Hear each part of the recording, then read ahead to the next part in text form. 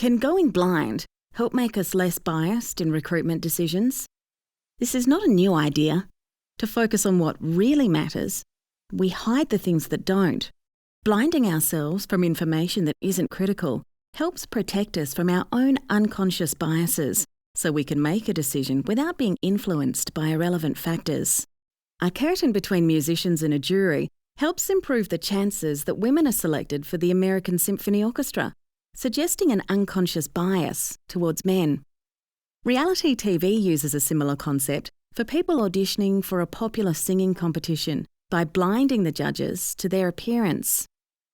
Behavioural science tells us that we're biased, that we get overwhelmed with large amounts of information, and that we use shortcuts to make quick decisions. So, can going blind actually help? We wanted to test it out, to see what works for recruitment in the Australian Public Service.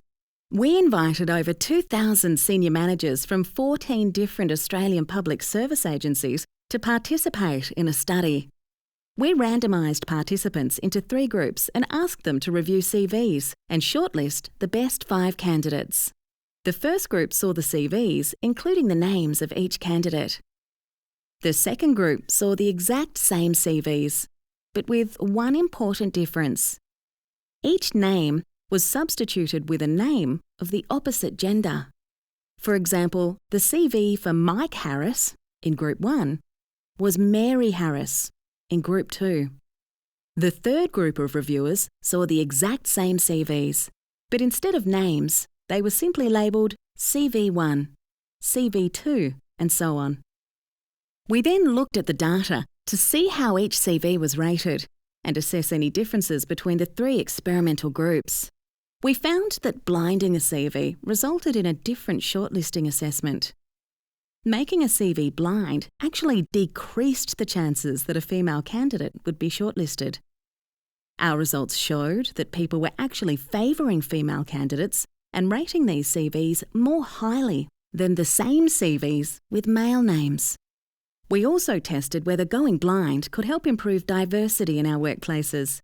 We used the same principle and included ethnic minority names on some CVs so that we could see whether there was bias towards or against these candidates.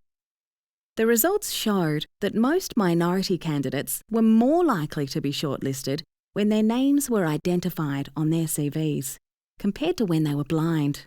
These results surprised some people. It confirms that it is important to check how people actually behave compared to how you think they will behave. The overall take-home message is that agencies should proceed with caution before introducing blind recruitment. We thought blinding CVs would help solve the problem of female participation and the diversity in senior levels of our workforce. If we hadn't tested it, we would have probably held on to this belief. There is more work that needs to be done to address gender balance and diversity in our workplaces. If bias isn't being introduced during the shortlisting stage of recruitment, where else could this be happening? We're still biased, sorry, but now we know that rather than putting all the focus on bias in the initial reviewing of job applications, it may be more valuable to direct our attention to the other stages of recruitment where bias may play a larger role. Behavioural economics is all about testing assumptions and finding out what works. That's what we do at Beta.